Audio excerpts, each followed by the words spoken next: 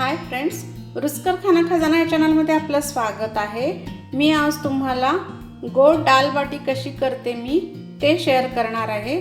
तर त्यासाठी मी इथे गव्हाचं पीठ असं जाड दळून आणलेलं आहे, ते घेतलेलं आहे। जर तुमच्याकडे गव्हाचं पीठ बारीक असेल तर त्यामध्ये तुम्ही बारीक रवा सुद्धा ॲड करू शकता। तर यामध्ये आता मी अर्धा चमचा ओवा आणि थोडासा खाण्याचा सोडा ॲड करते आणि हे व्यवस्थित मी हातानेच असं मिक्स करून घेते। खूप टेस्टी लागते। एकदा तुम्ही नॉर्मलपेक्षा थोडंसं काहीतरी वेगळं गोड करण्याचं असेल तुमचा बेत तर अशी ही दाल बाटी करून पहा।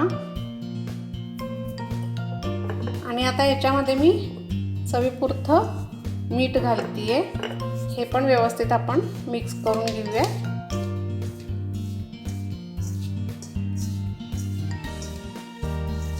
आणि हे आता पीठ आपण नॉर्मल पाण्यामध्ये नाही भिजवायचं, थोडंसं कोमट पाणी घ्यायचं आहे, नॉर्मलपेक्षा थोडंसं अगदी कोमट, आणि मग हे आपल्याला पीठ भिजवायचं आहे। तर हे थोडंसं मी कोमट पाणी घालून घट्ट असं हे पीठ मळून घेते।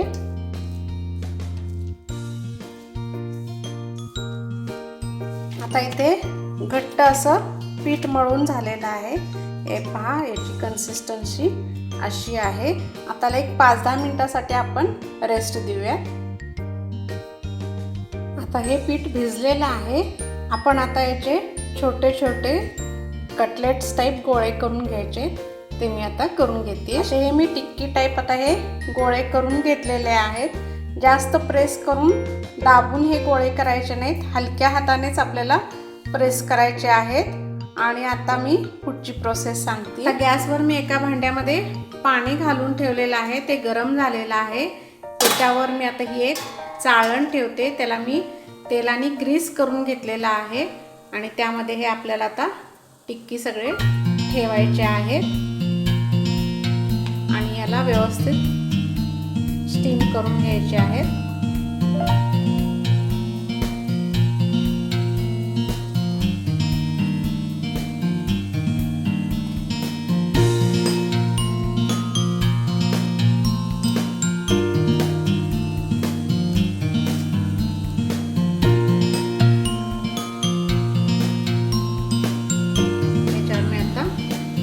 ठेवते, हे व्यवस्थित आपल्याला आता स्टीम करून घ्यायचे आहे। आता इथे आपण झाकण हे काढून पाहूया, हे व्यवस्थित स्टीम झालेत का। आता चाकूच्या सहाय्याने आपण पाहूया।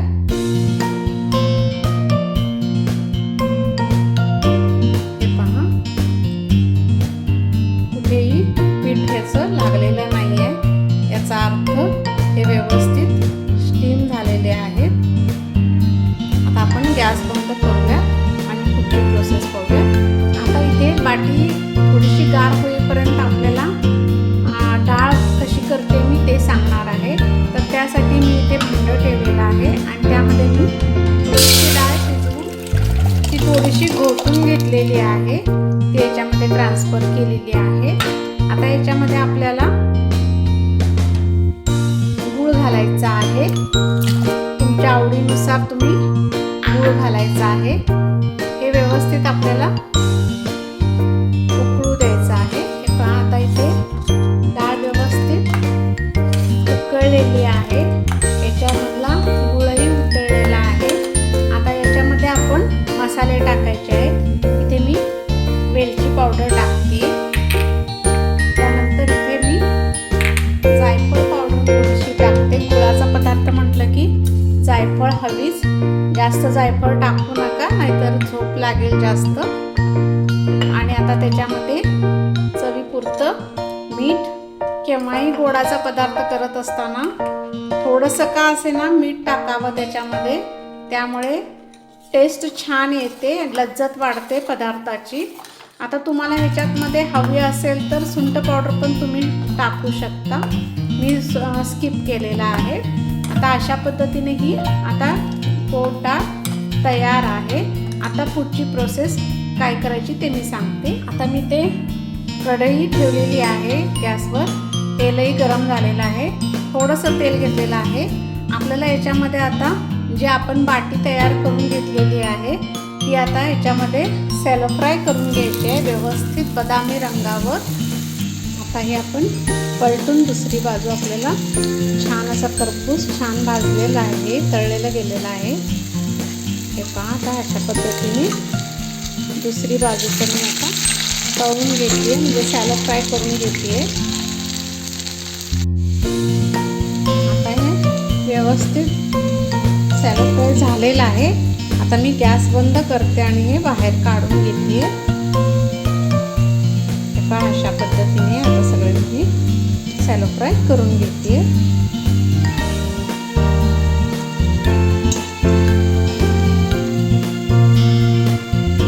छान अगदी मस्त खरपूस असे हे सॅलो फ्राय झालेले आहेत. आता इथे मी गोड दाल बाटी सर्व करते. इथे मी बाटी ठेवलेली आहे. एक मी बारीक तुकडे करून घेतलेले आहे. इथे गोड ही डाळ आहे आणि इथे साजूक तूप आहे. चला तर आता आपण सर्व करण्याची पद्धत पाहूया. आता या बाटीच्या तुकड्यावर मी थोडंसं साजूक तूप घालते. तुम्ही हे पातळ करून घातला तरी चालेल. आणि त्यानंतर त्याच्यावर आपण ही गोड डाळ घालून चुरून खायची आहे. अशा पद्धतीने मी सर्व करते.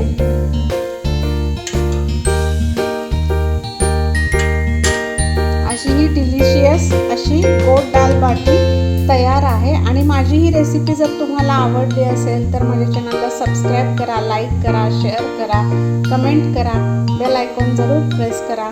थँक्यू.